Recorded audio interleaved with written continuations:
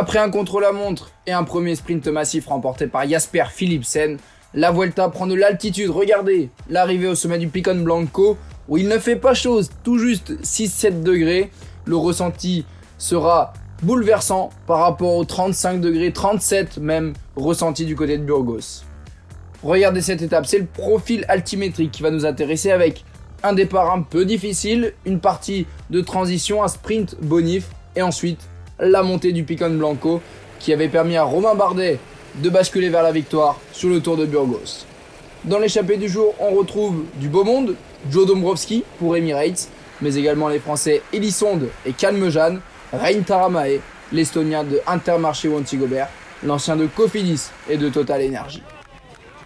À 20 km de l'arrivée, au sommet de l'Alto de Bocos en 3e catégorie, la course s'accélère et on voit notamment dans le peloton la formation Bahreïn Victorious mettre en route. Ils ont Mikel Landa, ils ont du beau monde devant 3 minutes 30 d'avance à 5 km. On sait qu'on va jouer la victoire d'étape et même que certains peuvent prendre le maillot rouge de leader puisque Primož Roglič a décidé de ne pas le défendre aujourd'hui. C'est difficile pour les moins beaux grimpeurs et c'est Rein Taramae qui en met une couche. L'Estonien qui a déjà remporté une étape de la Vuelta peut aller décrocher un nouveau succès. Ça bouge dans le peloton avec David de la Cruz, l'Espagnol d'Emirates, qui connaît bien cette arrivée du Picon Blanco, souvent placé, distancé à l'arrière. Richard Carapaz, le Golden Boy, l'homme doré, le champion olympique, qui ne peut plus suivre. 800 mètres de la ligne, Taramae est seul en tête. Il a distancé Dombrowski, Elisonde, Calmejeanne. Il va aller chercher sa victoire d'étape et probablement faire coup double en prenant la tête du classement général. Victoire pour Rein Taramae. Intermarché Wanty Gobert qui avait remporté la 3e étape du Giro grâce à Taco van der Horn. Il récidive avec Rein Taramae sur la Vuelta. Ça bouge de nouveau avec Enric Mas qui a profité du travail de Valverde. Lopez également.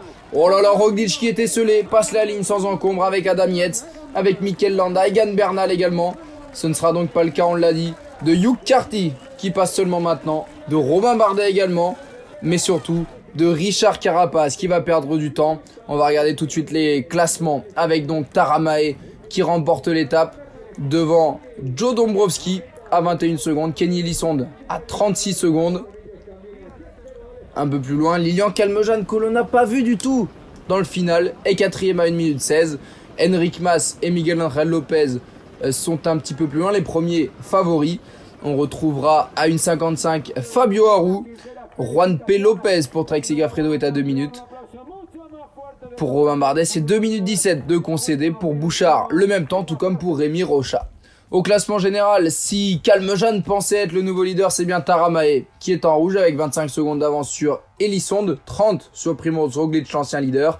Calmejeanne est 4e à 35 secondes.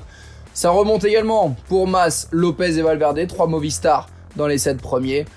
En revanche, 5 places de perdu pour Vlasov qui est désormais 12e, 3 de perdu pour Bardet, 14e. Fabio Aru qui terminera sa carrière à la fin de la saison a gagné aujourd'hui 28 places, il est désormais 13e à 1 minute 14. Beaucoup également d'Adam Yates, 16e à 1 minute 21, lui qui avait perdu du temps hier sur la chute. L'étape de demain, ce sera direction Molina de Aragon, une étape de 164 km. Attention, une nouvelle fois, le profil est particulier, il pourrait convenir à une échappée ou bien à un sprint de costaud. Alex Aramburu par exemple pourrait être l'un des favoris.